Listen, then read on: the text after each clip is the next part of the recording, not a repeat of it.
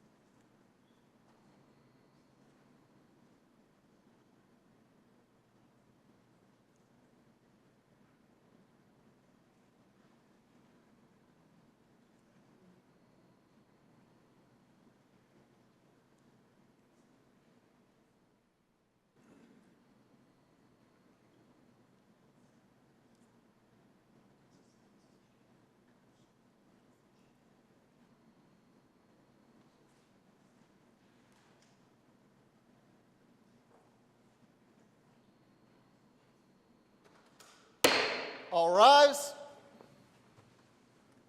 The Honorables, the presiding Chief Judge and judges of the Court of Appeals of the State of North Carolina. Oh yes, oh yes, oh yes. The Court of Appeals is now in session. God save the state and this honorable court. Be seated. Thank you. All right, good morning, everyone, and welcome to the Court of Appeals. We are very pleased to be back here today for arguments, and glad to have everyone here. We have one case for argument this morning, and it looks like everyone is in place for that. First of all, I'll briefly introduce the panel. Of course, I'm Judge Donna Stroud. To my right, we have Judge John Airwood. To my left, Judge Allegra Collins. And just wanted to remind everyone this morning, since we are dealing with a termination of parental rights case, and of course the records and everything in these is confidential, all of our arguments are now streamed live on YouTube.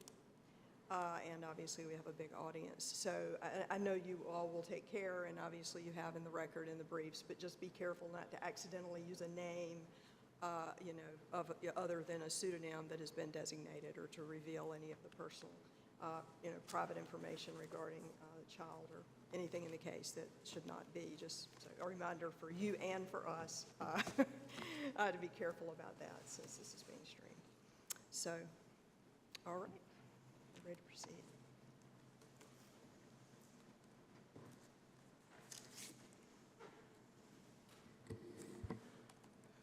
Good morning, and may it please the court. My name is Elizabeth Simpson. I am pro bono counsel for the appellant, respondent mother, Jatoya P.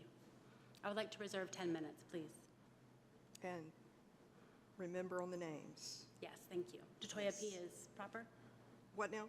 The mother's Mother. first Let's name? just refer to mother as mother. Okay. Father as father. Child's by pseudonyms. Thank you, Your Honor. This case is important. Of course, it's important to the mother and Mark and Ken, as it will determine whether they have any chance to reunite again as a family. It's also important to extended community, family and friends, including many here today, and family back home in Georgia, great-grandparents, aunts, uncles, cousins. This is where Mark lived happily with the mother prior to the trip to Durham in summer 2017, when the mother unexpectedly went into labor with Ken prematurely. Finally, it's also important to the public policy of North Carolina, which is why this court has seen 4 amicus briefs filed, including one by the North Carolina Coalition Against Domestic Violence, articulating its grave concern that the district court's decision in this case poses a risk to the integrity of families impacted by domestic violence. But, ma'am, you raised domestic violence, and I've seen a plethora of the amici briefs in this case. The domestic violence that was not occasioned, and there was no rumor of it before the child was removed from the home, is that correct? It's correct that there was not a rumor of it before the child was moved from the home. In December 2017, the very first month that the children were in out-of-home placement, they were placed with the mother's own mother. And that placement disrupted because of the father's disruptive behavior. The mom had to call the police on the father because of that disruptive behavior. And at that time, the department intercepted text messages from the father saying that he was an abusive and ugly person when he was high. This kind of aggressive behavior continued throughout the course of the case, and the district court and the department were aware of it. The district court's orders are full of concerns about this domestic violence element. The expert witnesses that the mother offered at trial, both the treating psychologist and the Emily McCool, who was the domestic violence victimology expert, both would have explained that domestic violence is marked not only by physical acts, like the assault by strangulation that occurred in September 2018, but also manipulation, gaslighting, and deception, and that these emotional aspects of abuse were explanatory of why the mother might not have initially suspected the father when he denied hurting Ken. So really the domestic violence was much more complicated than solely physical acts, although there certainly were plenty of incidents of that, but it was also an entire spectrum of power and control. Are you saying, of course, the district court judges, which I used to be one, deal with domestic violence all the time. Are you suggesting that the judge or the court, or DSS, the social workers, would be unaware of the full range of the cycle of domestic violence? I wouldn't presume to know the knowledge of the district judge or the department actors. I would certainly hope they'd be familiar with that, but I think that the expert testimony, both from the treating psychologist, who was a PhD and who did have postdoctoral studies in domestic violence and treating people with domestic violence, so very intimate intellectual knowledge of that, and Emily McCool, who both had a law degree and an MSW, they would have had very specialized information to share about that. And so the generalized information the district court may or may not have known, it was not appropriate to rely on that and to exclude testimony to put in the record to actually explain the dynamics in this relationship.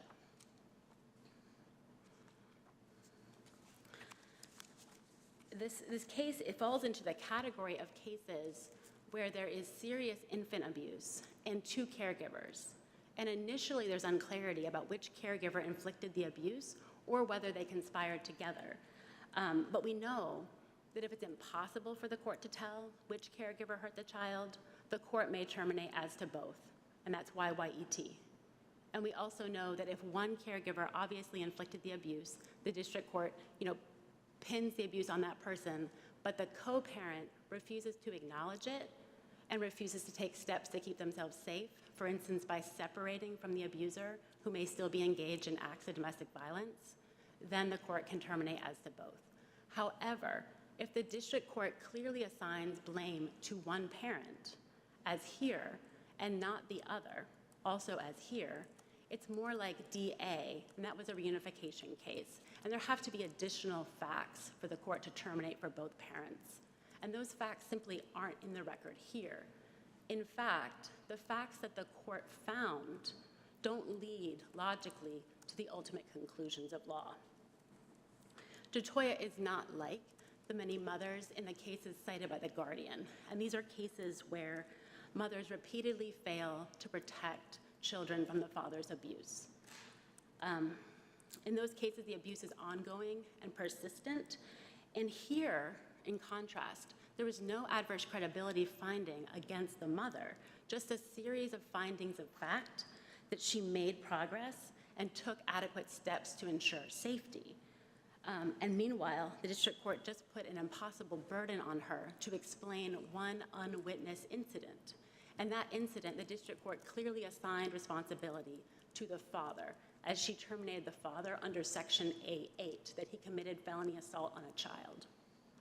So really the case begs the question of what more Toya could have done. Both of the orders, the TPR order and the reunification order, should be overturned. With regard to the TPR order, crucial findings of fact were not supported by clear, cogent, and convincing evidence, and the other findings the court made actually would logically support the opposite conclusions. For instance, number 87, that the environment that existed on December 3rd, 2017 still exists today. And finding of fact 85, that the mother did not, that willfully refused to complete court-ordered services.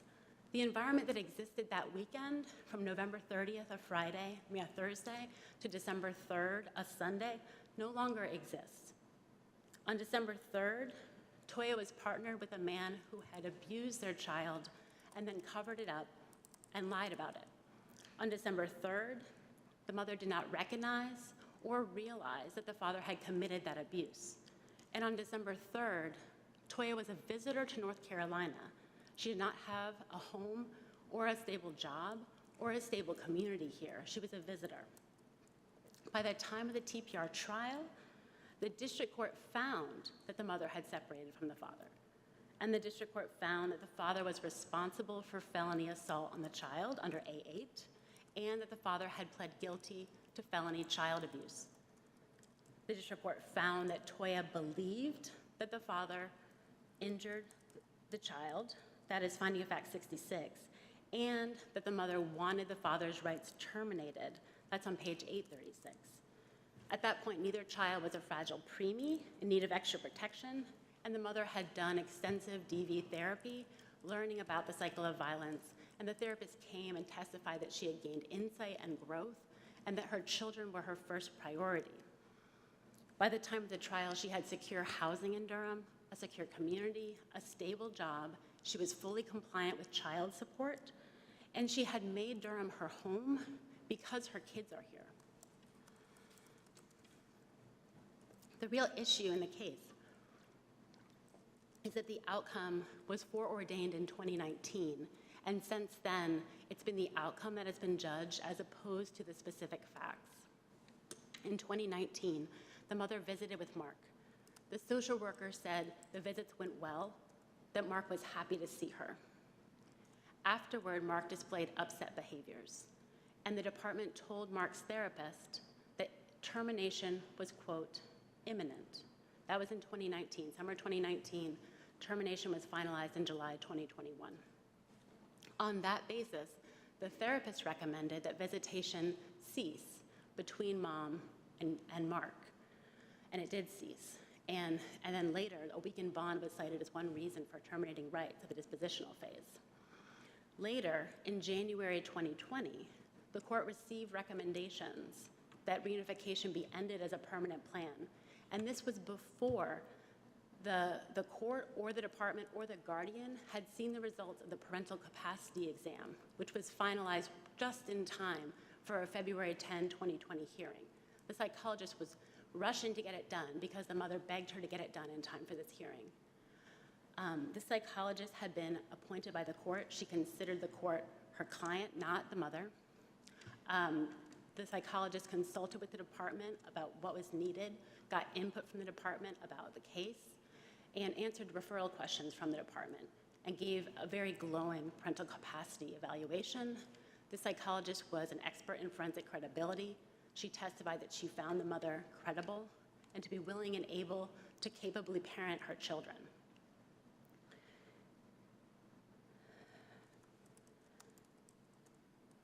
Back to the domestic violence element, the court impliedly said in the order that it was really too late to receive this evidence.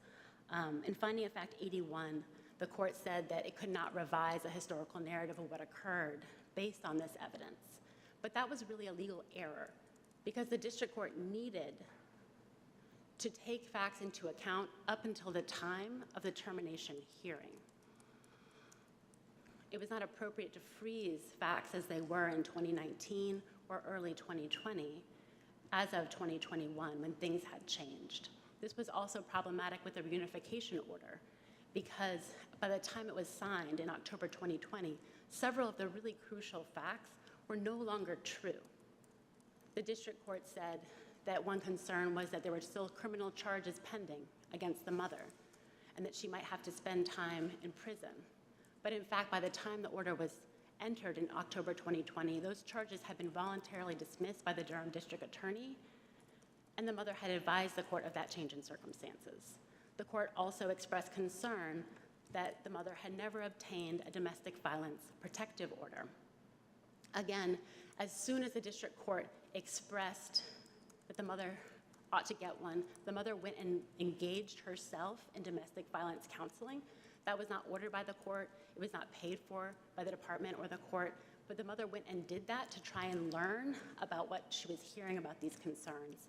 And as a result of that therapy, did go and get a domestic violence protective order. And that had happened before this order was entered. Additionally, in the order, the district court said and found that the mother would do everything possible to reunite with her children. And the only problem the district court found that made the home unsuitable was that the mother still had not come up with an explanation for what happened to Ken. But again, this was an unwitnessed incident. The father had lied about this incident for several years, but then finally, in May 2020, sent a series of bizarre and confessional emails. But in those confessional texts or emails that he sent, didn't he indicate, am I correct, that he indicated he dropped the child once and that caused all these injuries? Yes, Your Honor. And that's clearly not the case. Is that also not, you'll concede that clearly this is a case of massive abuse of this child that was born prematurely? Yes, this was definitely something very, very traumatic and intentional happened to Ken. The import of those emails was that he was finally taking responsibility for it. The department's expert, Dr. Cynthia Brown, who testified at trial, said that when they receive confessions about child abuse, usually they're minimizations. They minimize the intent and they minimize the force. But this was the first time the father actually admitted that it was his fault. And Now, did the evidence, the medical evidence, you keep talking about an unwitnessed incident. Doesn't the medical evidence in this case tend to show a lengthy or more than one incident where this child was abused? I don't think that's quite clear. What the district court found... But the evidence is substantial as to the number of injuries that this premature child, baby who was born prematurely, received, right? I mean, there's a list of them. And I guess the question is, how can you draw the inference? You keep saying an incident when you have a lengthy list of injuries that this child received.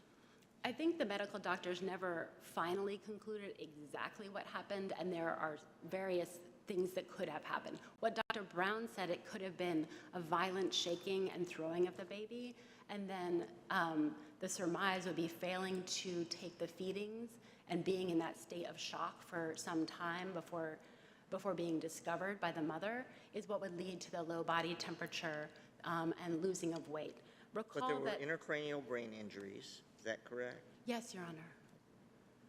And it's important to note that as of Thursday, November 30th, the child was in good condition. He was in healthy condition. He was seen by an ophthalmologist at Duke Hospital, and they noted that he was in good condition. So everything that the ER found on Sunday, December 3rd, occurred in that short time frame. The mother has been consistent and honest that she was there the entire time, but common sense says that she was sleeping at times. She was a mother of a premature baby and a toddler. And with a premature baby, he was barely at gestational age. He could lose weight, he could lose health and vitality very, very quickly after a traumatic incident.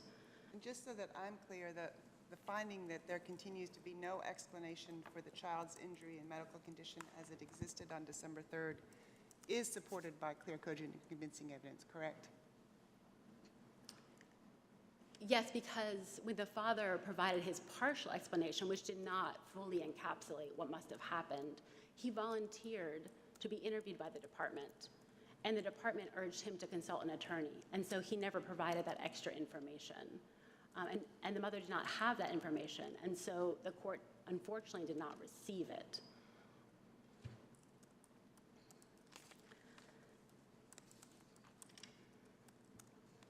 The mother testified about what happened when she discovered Ken in his state after an overnight, and that she first called her mother for advice, and she indicated that she should wait and see. She waited and see for a while. She was monitoring his diapers and trying to see if he would take any bottles, and then decided to go to the emergency room. And really taking him at that time did save his life. She was there with him for the entire month of December, staying with him, while meanwhile the father was disrupting the placement of Mark with her mom and stepdad, and the police had to be called on him.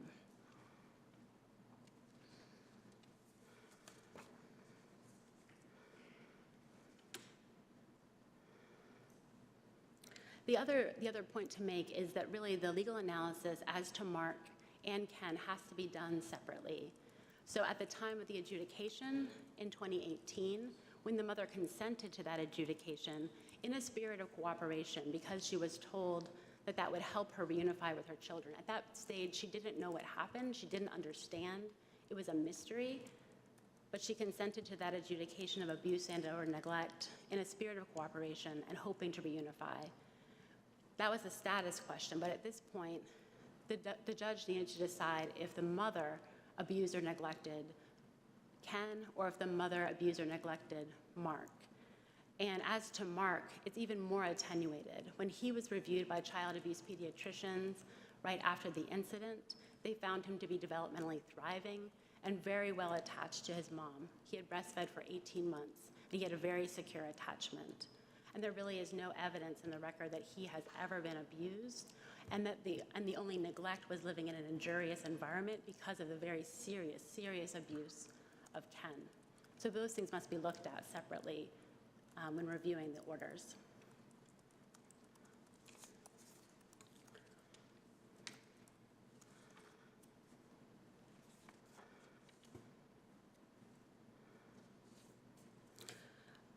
The other crucial finding of fact that was erroneous, that the mother had willfully refused to complete her case plan, is not supported by the evidence and the other findings that the district court made. The mother had done parent coaching, and it was the parent coaching that the department intended for her to do, learning about early childhood development, health and safety skills, and seeking emergency treatment. The coach came and testified. By the time she testified at trial, she was the only witness who had seen the mother interact with both children because of the social worker turnover. There had been 5 social workers over the life of the case, and the final social worker had not seen all of the visitation and in fact testified erroneously that some of it had not occurred. The parent coach had called the department to find out what course of study the mother needed. She also, as I previously mentioned, did conduct the parental capacity evaluation as she was ordered to do, as well as submit to drug tests with no problems, no substance abuse, and she went through several courses of therapy, which the therapist found to be agreeable. If I may reserve my time? Yes, absolutely. Thank you. Thank you.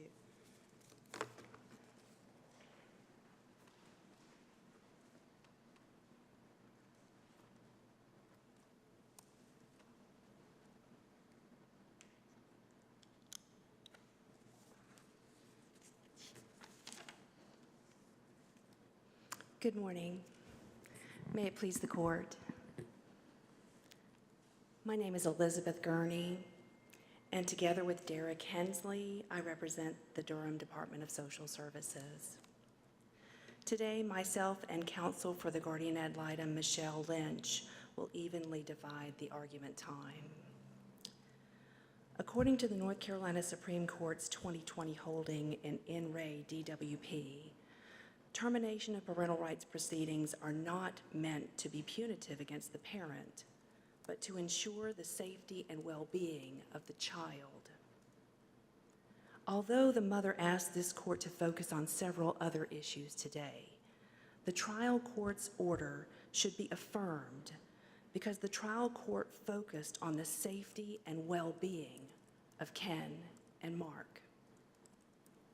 Throughout this case, from the disposition order through each permanency planning order, and finally at the termination, the cornerstone issue for the court was the safety of Ken and Mark.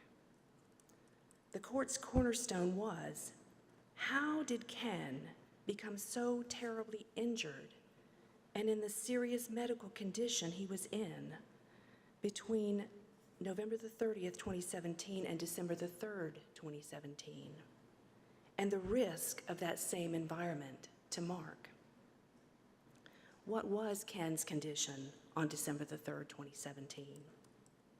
According to the Child Abuse Evaluation, which we call in Durham the CANMEC, which can be found in the medical record approximately at pages 191 to 192 in the record in particular, these are his injuries as of November the 3rd.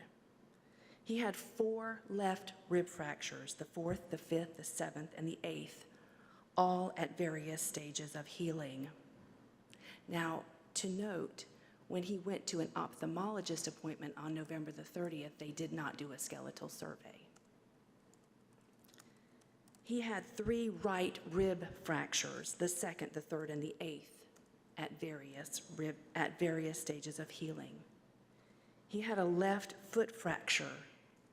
He had a left toe fracture. He had a right wrist fracture. He had retinal hemorrhages in both eyes, too numerous to count. He had bilateral subdural hematomas, serious brain injuries. And he presented on that day as undernourished.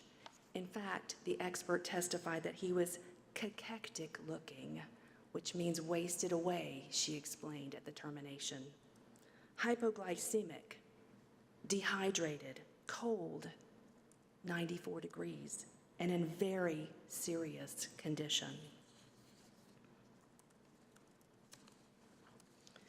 These injuries and medical conditions have not ever been explained by either the father or the mother, who were the only caretakers for the boys during this time. On appeal, the mother asked this panel to focus on several other issues, to include whether this court should issue a writ allowing a petition for discretionary review for the cease reunification order to be heard on appeal, whether her status as a victim of domestic violence was relevant as a reason for removal in January 2018, even though the first incident did not occur until September of 2018. Whether the mother's insistence that she complied with court-ordered services without fully engaging them to the satisfaction of the court was error, despite numerous findings of fact showing that the court weighed each and every service very carefully and found that they did not alleviate the conditions and the reasons for removal. Can I ask a question? So, Yes, ma'am. what is required of mother more than saying, I didn't do this, he did it, and I wasn't there? I don't have any more information. So,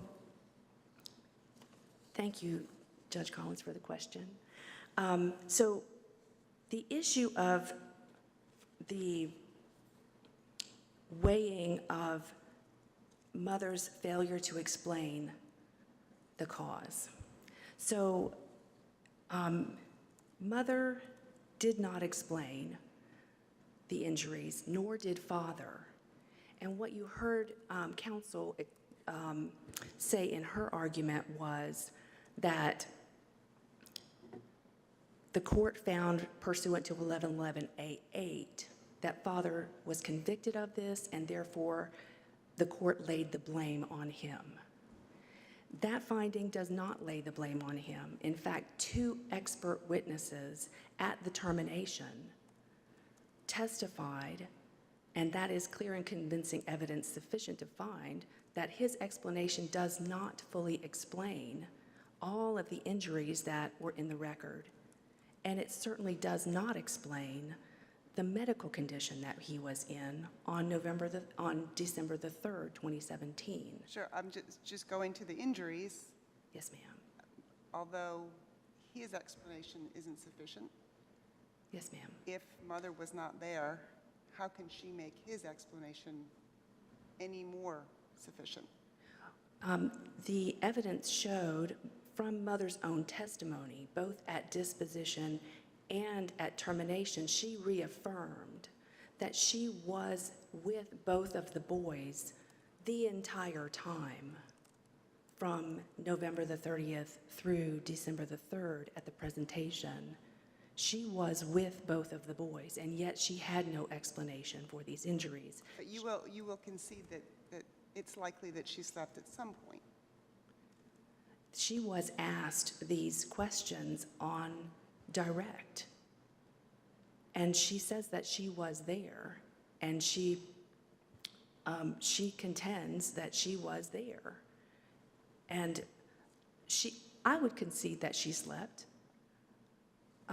However, she says that she was, between she and the father, they were the sole caretakers, and the case law is clear that between the 2 caretakers, if there are only 2 caretakers, and if there are injuries to a non-ambulatory infant, and there is no explanation that explains those injuries, then it is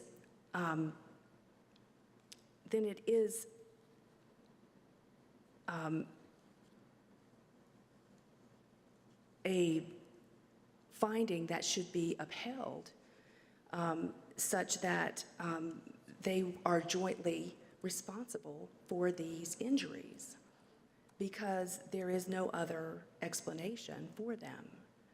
And my co-counsel, in fact, I was getting to where we were going to divide the issues, and this, my co-counsel is fully prepared to talk about all of that case law, although I'd be happy to answer more of those questions and get more into it if you would like me to do that. But I will probably flounder a little bit more than Ms. Lynch. Yeah, I'll wait, I'll ask her the question. Thank you so much.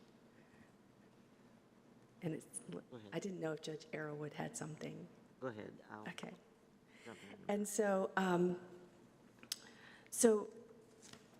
with respect to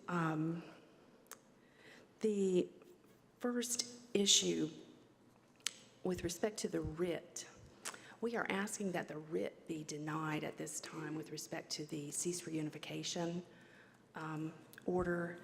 And we are asking that because the mother did not properly preserve or appeal that order. Under 7B 1001A8 and 2, it requires 2 steps: that the order be preserved, the right to appeal be preserved, and that a separate notice of appeal be filed within 30 days of the entry and service of the TPR order. Neither one of those things was completed. And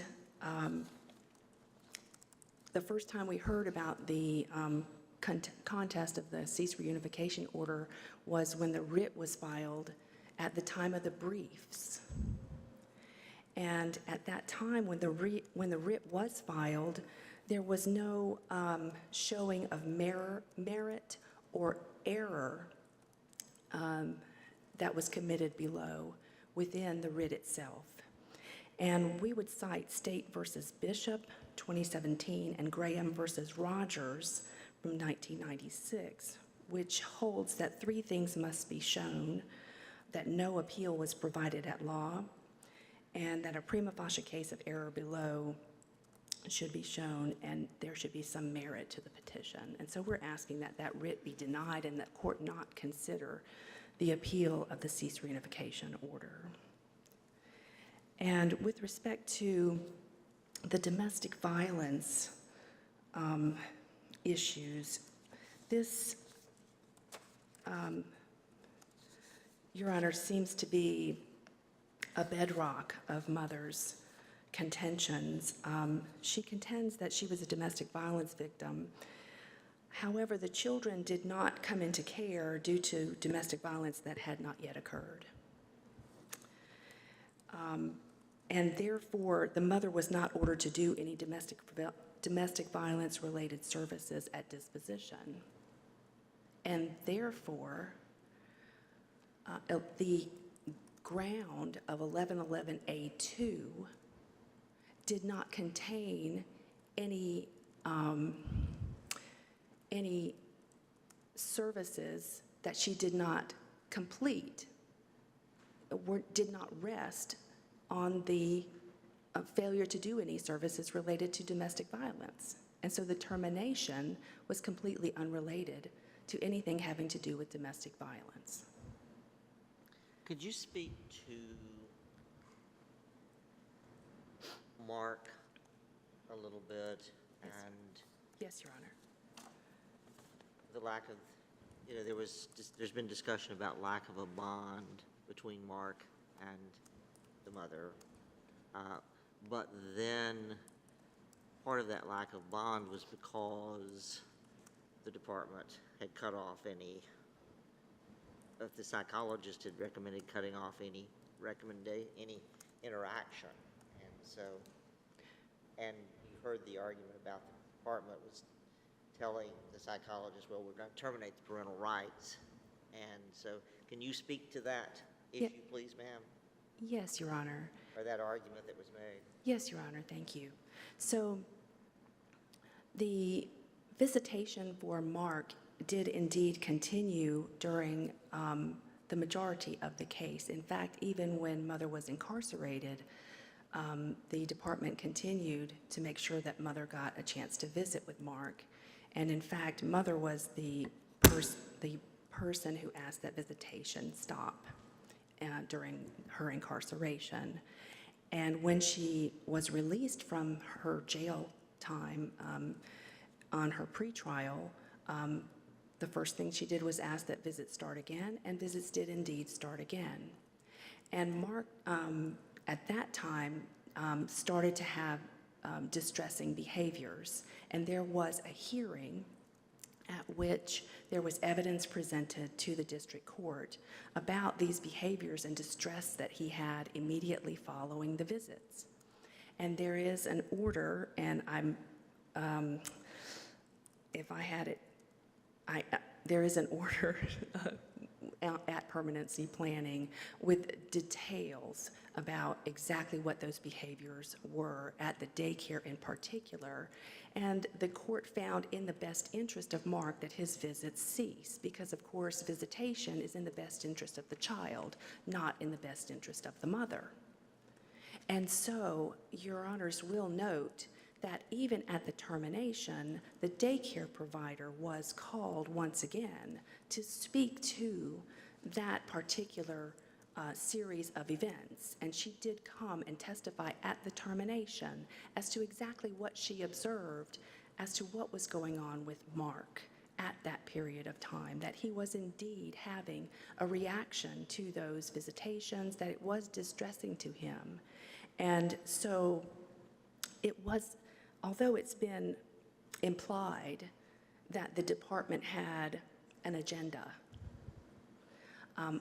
I would say that that is not true, that the department was indeed trying to make sure that visits occurred, that they occurred no matter where the mother was, and that they occurred all the way up until the point where it was no longer in the best interest of the child. And so, Your Honor, Your Honors, thank you very much for your time and attention. And at this time, I would yield to Ms. Lynch. Thank you. Thank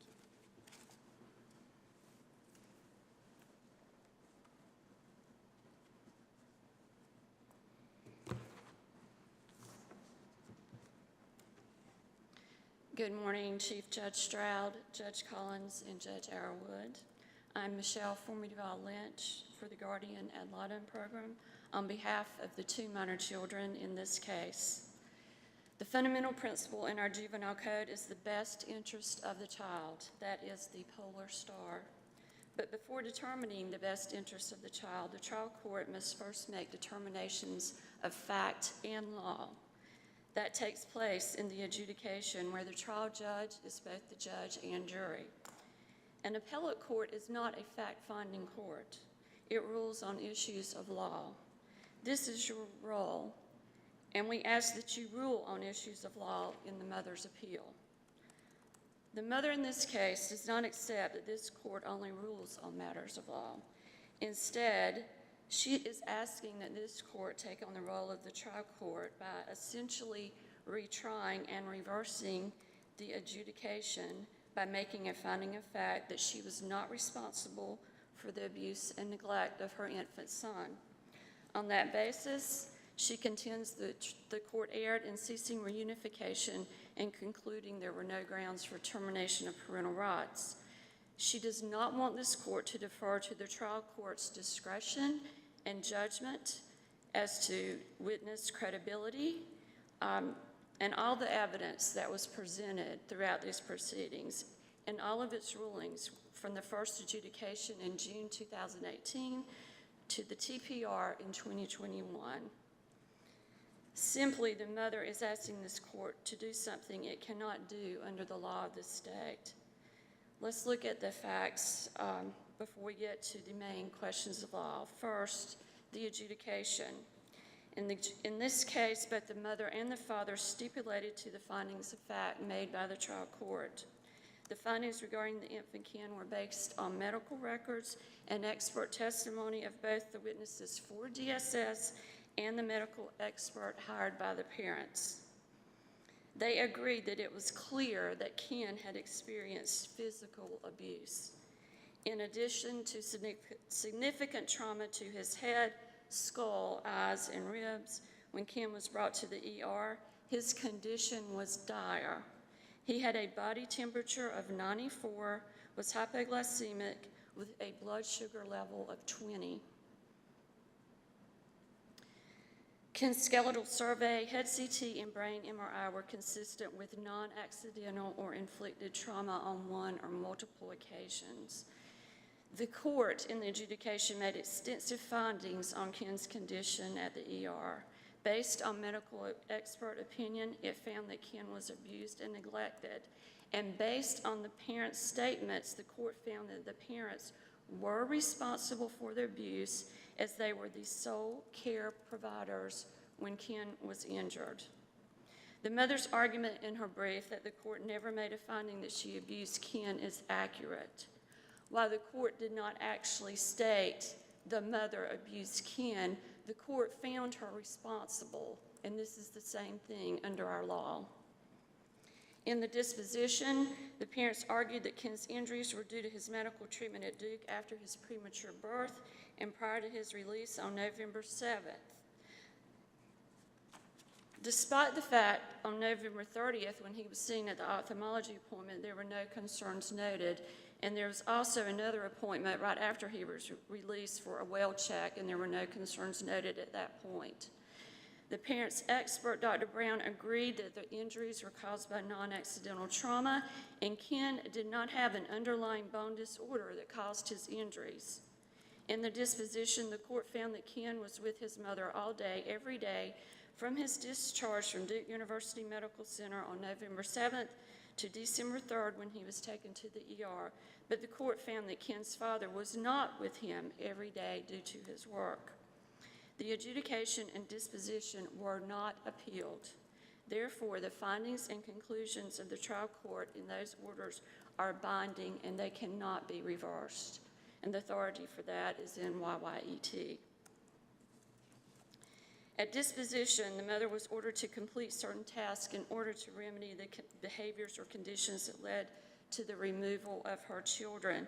Our courts have consistently held that a parent cannot demonstrate the conditions which led to a child's removal have been corrected without the parent acknowledging those conditions and taking steps to correct them. Despite very specific findings by the trial court in the adjudication and disposition, that the mother was the only person that was with Ken continually from the time he left Duke on November 7th until he was taken to the ER on December the 3rd. The mother has never acknowledged that she has any responsibility whatsoever for the trauma and neglect inflicted on her infant son. In the review and permanency planning hearings, the court consistently made findings that there was no explanation offered for Ken's condition. At one hearing in early 2019, the mother testified that her stepfather had physically and sexually abused her in the past, and he might be responsible for Ken's injuries. This seemed illogical to the trial court because the mother had previously recommended placement of her children with her mother and that stepfather. In May of 2020, we have discussed the father sent an email to the social worker that stated that when he was high and drunk, he dropped the child. He stated the mother was not at home when this happened. The mother has always testified that she was at home. The stories just do not match. Two doctors that treated Ken were contacted and they confirmed the father's statement did not explain all of Ken's injuries and condition when taken to the ER. The original diagnosis and opinions of the doctors remained the same. The court ultimately found that neither parent provided a full picture regarding Ken's injuries. Both had originally blamed the hospital, then the respondent mother's stepfather. The court found that reunification efforts with the mother and father would clearly be unsuccessful and inconsistent with the minor children's health or safety because there was still no explanation. At the TPR hearing in the spring of 2021, it was exactly the same. There was no new evidence or explanation for Ken's conditions and injuries. The court noted that the felony abuse charges against the respondent mother were dropped because respondent father had chosen to plead guilty. The charge against the father for assault by strangulation on the mother was also dropped in that plea agreement. But does this mean that that did not happen, that that was false, and that's why it was dropped? I believe the mother would not agree with that.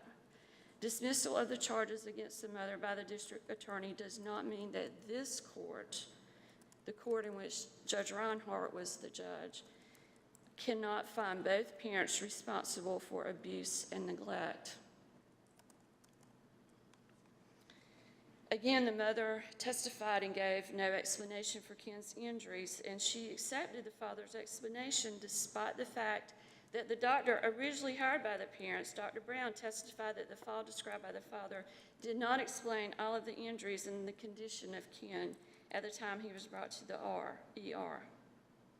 The mother states in her reply brief that there was no adverse credibility finding towards her in the PR, but the court made specific findings that there continues to be no explanation for Ken's injury and medical condition as it existed on December 3rd.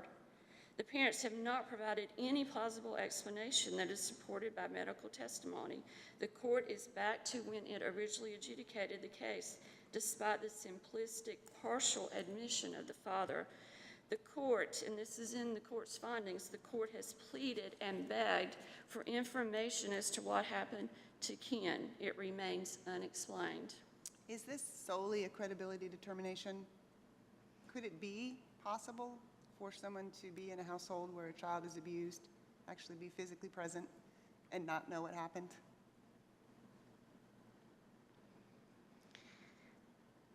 I hate to hypothesize, but the trial judge in this case, she was judged the credibility of the witnesses, what the mother said in her testimony, and she found that there was not a clear explanation, that there needed to be further explanation by the mother on what happened. The mother never went into any detail. She just said she was there, she didn't know what happened. So is it a credibility determination that the trial court made that was not credible? Because you would concede that it would be possible to be in a home where an accident happens and you don't know what happens. That is possible, and if she felt that way, she should have appealed the adjudication, because that is where that original finding and conclusion was made, in the adjudication.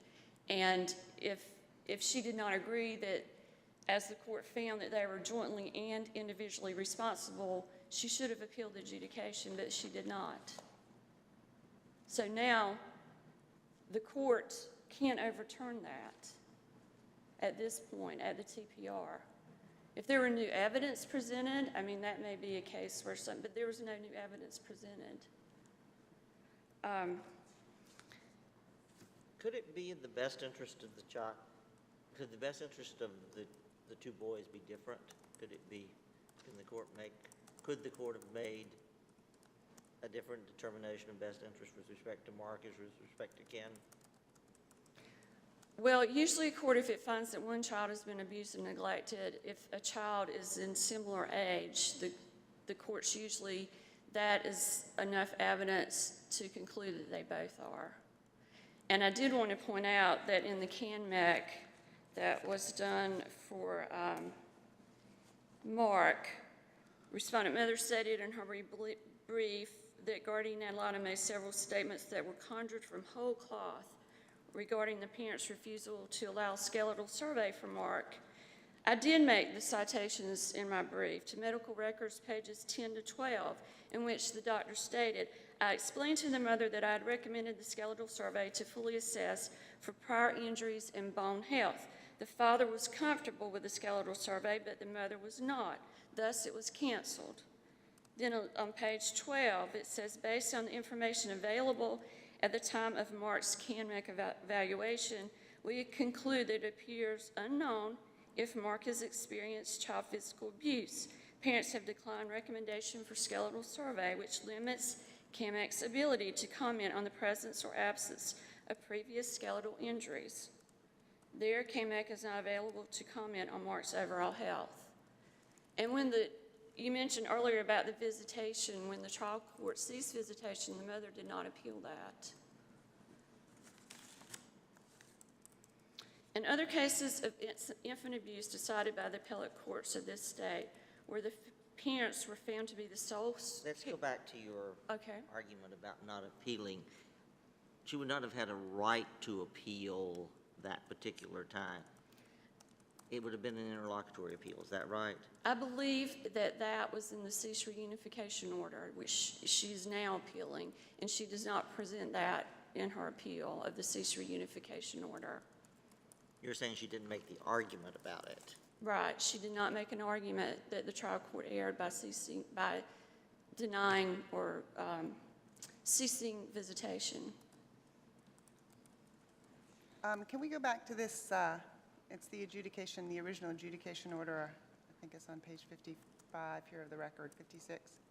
When the child is adjudicated, is the status of the child adjudicated as a neglected child, or does that adjudication order blame parents for adjudication?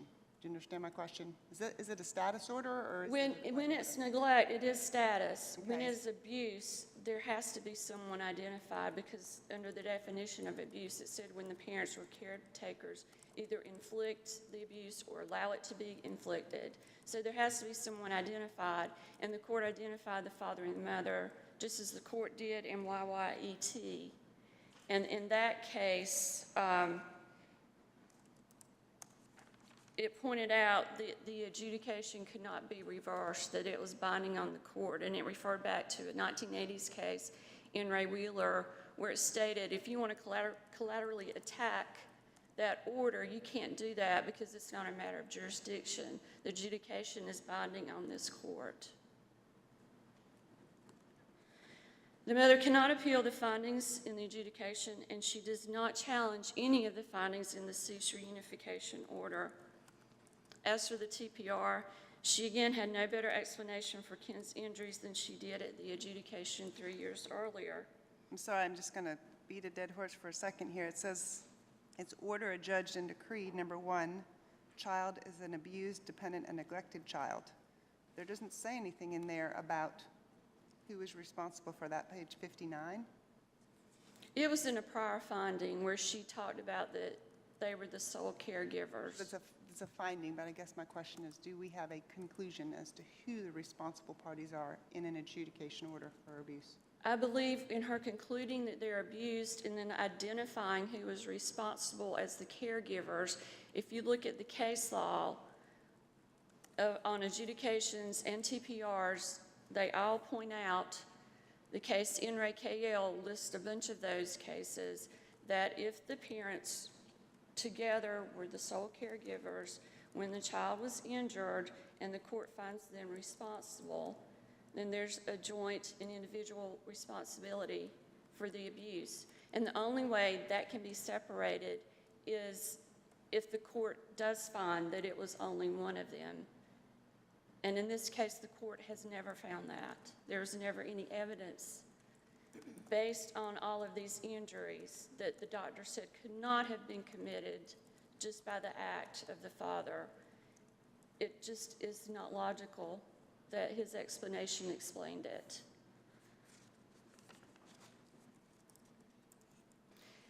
I don't have much time, but if this You're court would... actually, if you need to conclude, because we had some questions, but I'll let you finish briefly. Okay, if this court were to find that there were no grounds for TPR for the mother in this case, that would mean that after the trial court had found the parents responsible for their child's abuse and neglect, the parents can deny knowledge or responsibility despite evidence to the contrary and fail to offer any reasonable explanation. But the TPR should be denied because the parents went through the motions of completing a case plan. This ruling would create dangerous precedent and shows no deference to case law and the trial court's judgment and discretion, which is an obligation of this court. And all of the case law shows that the parents cannot, by completing a case plan, they cannot remediate those conditions in a case where there's no explanation for the child's condition and injuries. I said, if you can conclude briefly, because we Okay. are over time. I mean, like a sentence. While the mother appeals the court's ruling as to the grounds for TPR in the adjudication, she does not actually challenge the disposition. Even though court finds grounds for the TPR, it does not have to terminate parental rights if it finds it is not in the best interest of the child. In this case, the mother makes no argument that the TPR was not in the best interest of the children. She argues that the court did not consider relevant evidence in the disposition. Therefore, should this court rule that the trial court did not err in disallowing the testimony of Dr. Price, this court must affirm the ruling that the TPR was in the best interest of the children. Thank you.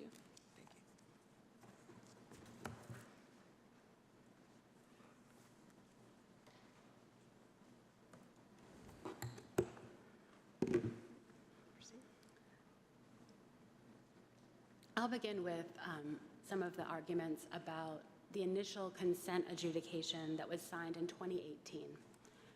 That adjudication was done under consent, and it makes a note on page 829 that the mother entered that in the spirit of cooperation because she got legal advice that I would help her reunite. She saw the medical evidence that the child had been abused. She didn't know who did it, and that's really the progeny of some of these explanations that were implausible, right? That her stepfather had done it or that Duke Hospital had done it. But really, it came from a desire from the mother to figure out what happened. She could not figure it out. She did not witness it. She did not understand. But she saw the medical evidence that it must have been non-accidental trauma, and so she consented to that. And it was a status. And now at this stage, it has to be parsed out who is responsible. The department tried grounds A8 against the mother. In their petition, they alleged that she was also responsible for felony assault on Ken.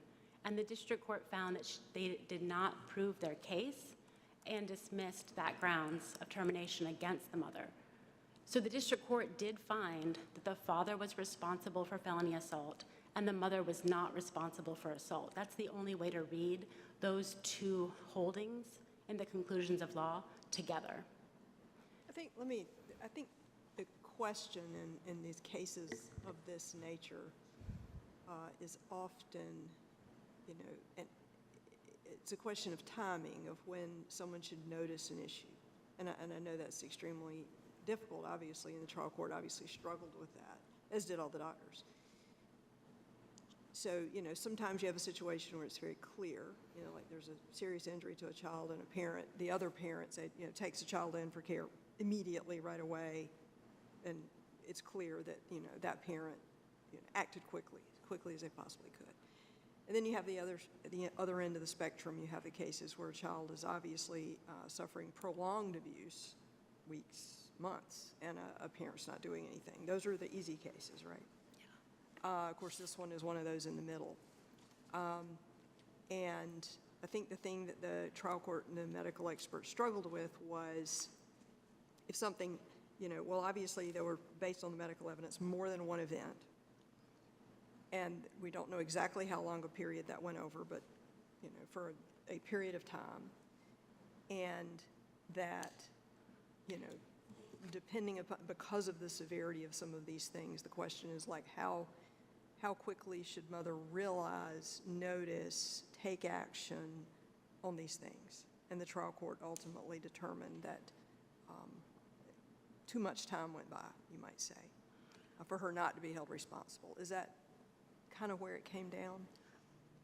I think that's where the court came down, but I think that it was an error because if you look at the evidence closely, and the district court ultimately found that there was, all the district court could really decide was there was at least one incident of very serious abuse that weekend.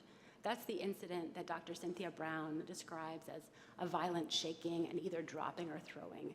And then if the father had re-swaddled Ken, put him back in his cradle, and this was at nighttime, and he slept through the night without taking feedings, he was a premature baby, he was degenerating very, very quickly, that would explain most of the injuries. Now, Well, but wasn't there testimony that the injuries and the various fractures were of various healings so that they wouldn't have occurred at one time? The rib fractures, there was testimony that the rib fractures were in various healing stages.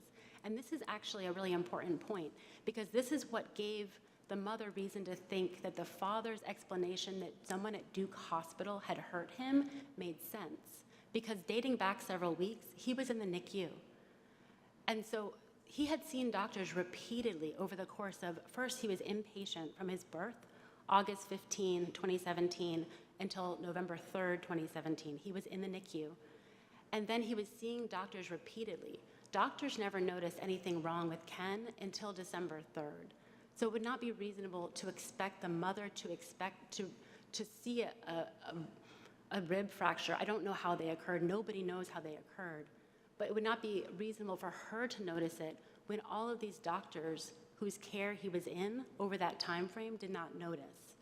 But when she woke up on December 3rd and she noticed that he wasn't waking, he wasn't feeding, he didn't seem quite right, she first called her mom, and she testified that at that time she hadn't grown up going to the doctor. She didn't have a doctor friend that she could call to ask. She didn't know you could call a pediatrician on a Sunday morning. She called her mom and asked for advice. And her mom said, wait, monitor him, wait and see.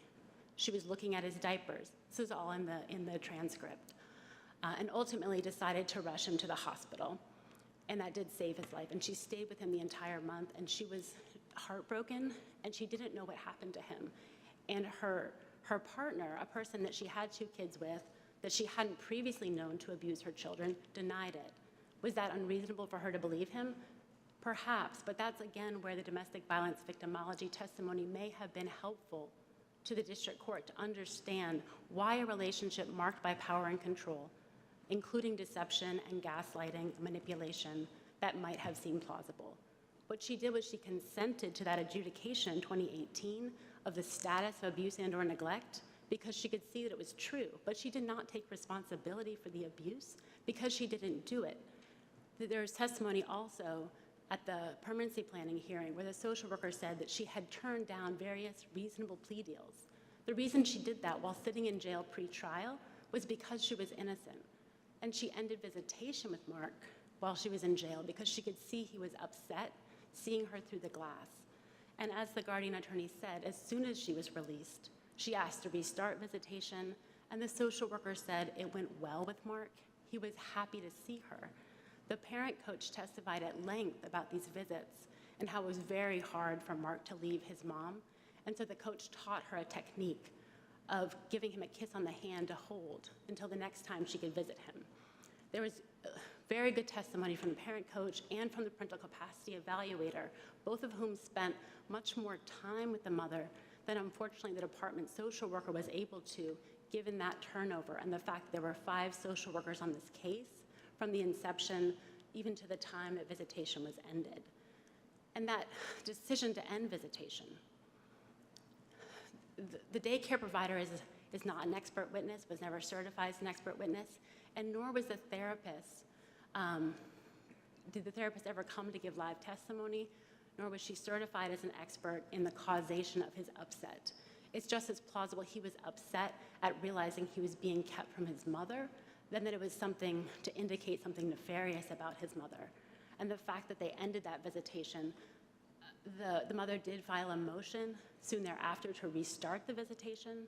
And that brings us, of course, to these procedural questions about the writ of cert for the reunification order.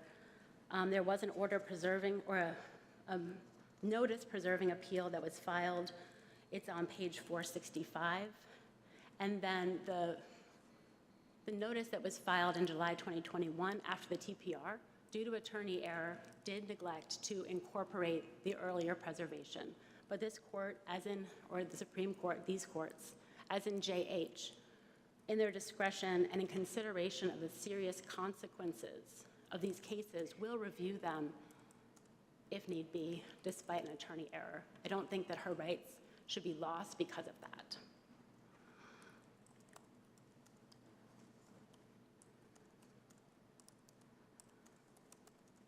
Again, the guardian points to the polar star, the child's best interest, but really the department needs to prove its case through evidence before we even get to the dispositional phase.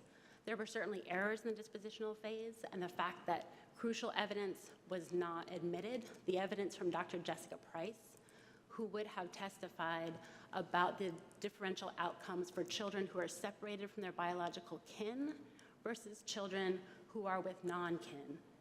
And in a case like this, where there were 8 personal witnesses for the mother at disposition, testifying to her personal equities, and the district court found she had many personal equities, great parenting capacity, loving and supportive family and community, compared with a non-kinship home, that research would have been relevant for the district court to consider. And it was not reasonable, it was not. Is that a discretionary ruling on the court as to whether to receive that evidence?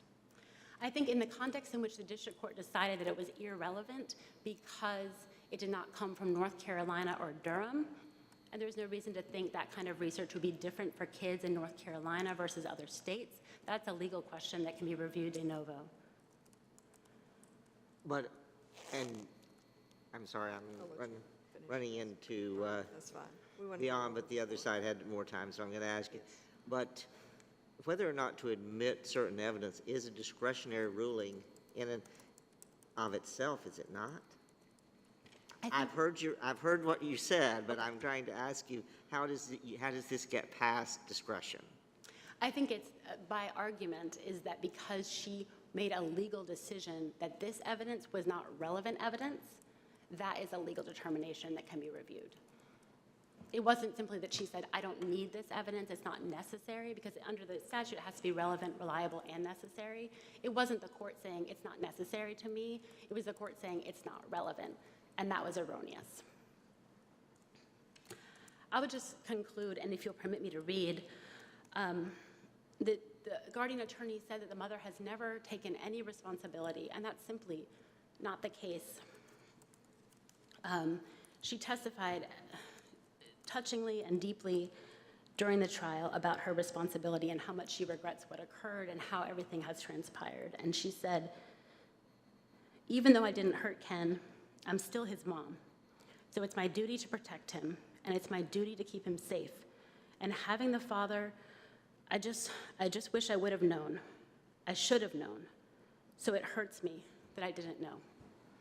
Thank you for your consideration. Thank you very much for your arguments, and we will adjourn. All rise.